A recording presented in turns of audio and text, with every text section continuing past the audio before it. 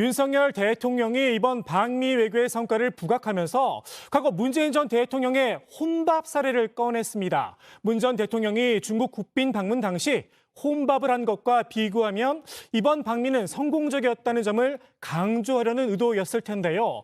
정부 여당은 정권 출범 이후 줄곧 문재인 정부 때리기에 집중해오는 모습이었죠. 국민들이 생각하는 지난 윤석열 정부의 1년은 어떤지 박준우 마커가 줌인해서 살펴봤습니다. 윤석열 대통령 지난 2일 김기현 대표 등 국민의힘 지도부와 만찬을 함께했죠. 윤 대통령은 이 자리에서 외교 성과에 대해 어필했다고 합니다. 이번 방미는 아시아 국가 첫 국빈 방문, 한미일 삼각동맹 체제를 공고히 해나가야 한다 등의 얘기였다고 하는데요. 워싱턴 선언에 대해서도 나토와는 차원이 다른 핵 공유를 했다는 자화자찬도 있었다고 합니다. 윤 대통령이 이 성과를 내세울 때 종종 쓰는 치트키가 있죠. 문재인 정부와 비교하기인데요. 여기서 바로 문재인 전 대통령의 혼밥 이야기를 꺼냈다고 합니다. 혼자 밥을 먹는다고? 혼자 밥 먹어본 적이 있나? 소위 말하는 핵인싸였어가지고 그래가지고 나 지금 항상 친구들이 있었어가지고 지금 사방에 커피. 문 전 대통령 지난 2017년 중국에 국빈 방문했을 때 여러 차례 혼밥을 했었죠.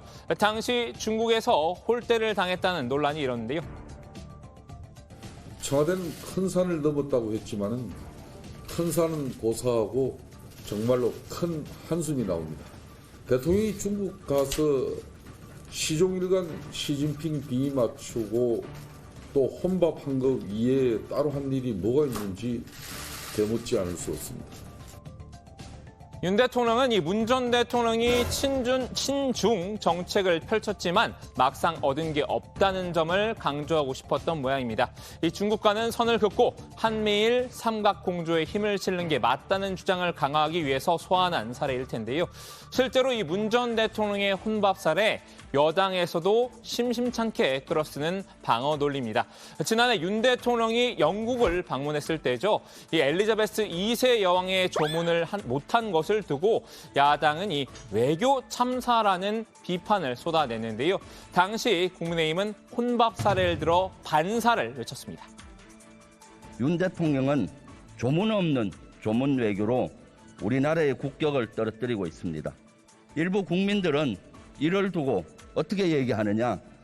상갓집에 가서 조문은 하지 않고 육개장만 먹고 온 것이 아니냐.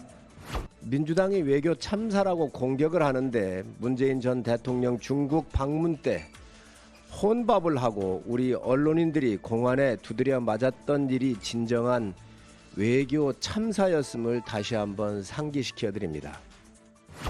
무지개 반사. 야. 야당은 이번에도 윤 대통령이 혼밥 카드를 꺼내 들자 부글부글 끓는 분위기입니다. 곧바로 반격에 나섰는데요. 문재인 정부가 지난 5년 동안 국민들과 함께 소중하게 일궈온 성과가 지난 1년 동안 정말로 몰라보게 많이 훼손되면서 균형 외교를 버리는 것이 얼마나 심대한 경제적 타격을 우리에게 갖다 주는가 하는 것을 피부로 좀 느끼게 되는 것 같아서 대단히 안타깝다 하는 말씀을 드립니다. 야당이 생각하는 현명한 외교 기조, 이 미국과 중국 사이에서 전략적 모호성을 유지하며 균형 외교를 펼쳐야 한다인데요. 그런데 윤석열 정부가 이 균형 외교를 저버리면서 경제적인 실리를 잃었다고 꼬집고 있죠. 균형 외교가 제대로 실천되지 않고 무너질 경우 직접적인 영향을 줄 수 있다. 단순히 무역 수지뿐만이 아니라 우리가 굉장히 중요하게 확보해야 할 중간재나 또는 아주 희귀금속류 같은 것들이 어려운 상황에 빠질 수도 있다는 전문가들의 우려도 있습니다. 대중 무역 적자가 늘어난 점을 겨냥한 건데요. 문 전 대통령 탓은 그만하고 경제부터 잘 챙기라고 지적했습니다. 입만 열면 문재인 대통령 탓하지 말고 지금 중국하고 우리나라가 어떻게 돼가 있느냐.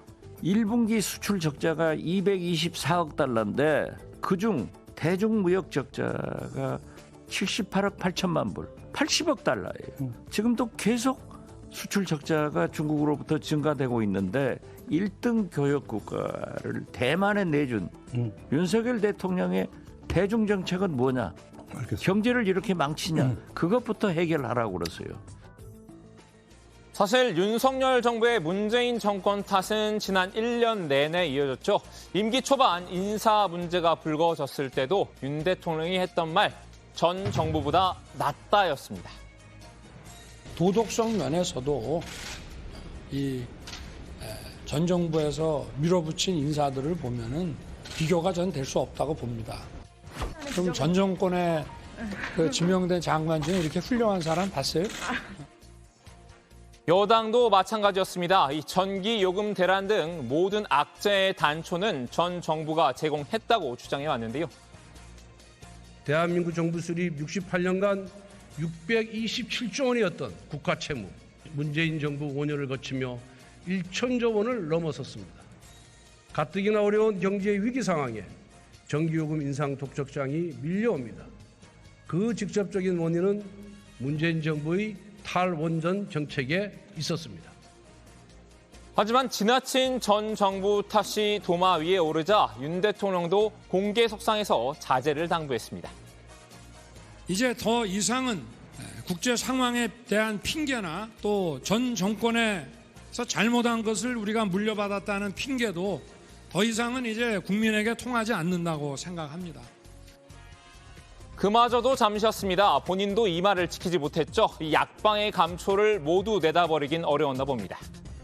지난 정부에서 회의 규모가 축소되고 가짜 평화에 기대서 민관 군경의 통합 훈련이 제대로 시행되지 못했습니다. 이에 모든 국가 방위 전력을 하나로 묶고 국가를 방위하기 위한 범국민적 총력전 수행 체제 또한 약화된 측면이 있습니다.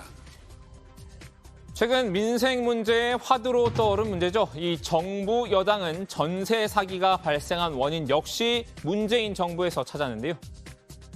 민주당은 지난 문재인 정권 시절 임대차 3법을 강행 처리하면서 집값과 전세값 폭등의 원인을 제공했습니다. 정파적 정책 강행에만 급급해서 정책의 부작용은 무시하고 등록, 민간 임대 사업 제도도 축소하고 양질의 임대주택 공급자도 사라지고 빌라왕 같은 사기꾼들이 기생하는 환경을 만들었습니다.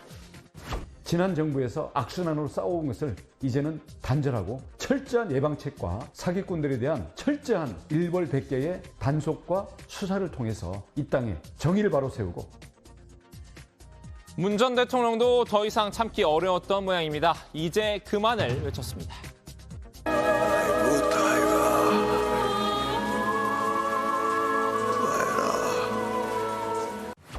5년간 이룬 어떤 성취, 제가 이룬 그 성취라기보다 대한민국 국민들이 함께 이룬, 그래서 대한민국이 성취를 한 것인데 그것이 뭐 이렇게 순식간에 무너지고 또 과거로 되돌아가고 그런 모습들을 보면서 한편으로 허망한 생각이 들죠.